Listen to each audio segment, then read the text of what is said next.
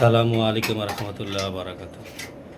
আবার একটি ভিডিও নিয়ে আপনাদের সামনে হাজির হলাম।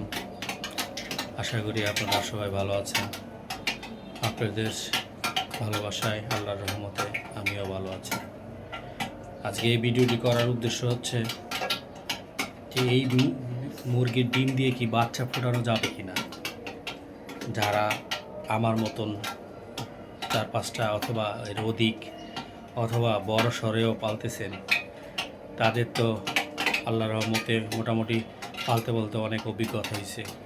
তো এই মুরগির ডিম দিয়ে কি বাচ্চা ফোটানো যাবে কি না, আমি চাচ্ছি যে এই মুরগির ডিম দিয়ে বাচ্চা ফোটানোর জন্য এবং কিভাবে ফোটানো যায় সেটা যদি আপনারা জানেন তাহলে অবশ্যই আমাকে একটু মেসেজ করে আমার এই চ্যানেলে আপনারা একটু জানাবেন।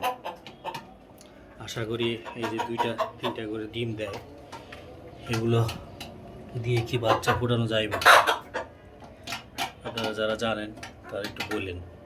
এবং বাচ্চাগুলো কি পরিপক্ক হবে কি না এবং এই গ্রিডের বাচ্চাই হবে ফাউমি, তা একটু জানায়েন। যারা জানেন অবশ্যই তাদের কাছে আমার রিকোয়েস্ট, আপনারা আমাকে একটু আমার চ্যানেলে ন্যাচারাল ফুড ভিলেজ ভিডিওতে আপনারা একটু মেসেজ করে হলেও জানাবেন।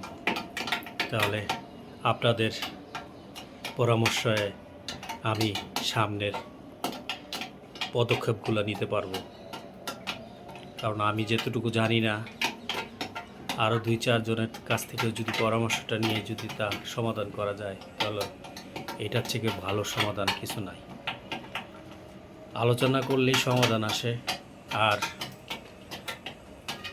সমাধান এককভাবে করা সম্ভব না। আমি যতটুকু সমস্যায় ভুগছি সেই সমস্যাটা আপনারাও হয়তোবা অনেক আগেই পার করে ফেলেছেন। তাই আপনাদের কাছে আমার এই ভিডিওটি করে জানার অধীর আগ্রহ এবং আপনাদের কাছে রিকোয়েস্ট রইল যে এই মুরগির বাচ্চা দিয়ে আমি কিভাবে কি পদ্ধতিতে বাচ্চা ফোটাতে পারবো তা আমাকে একটু জানাই। সবাই ভালো থাকেন, সুস্থ থাকেন। আজকের মতন বিদায় নিলাম। আসসালামু আলাইকুম।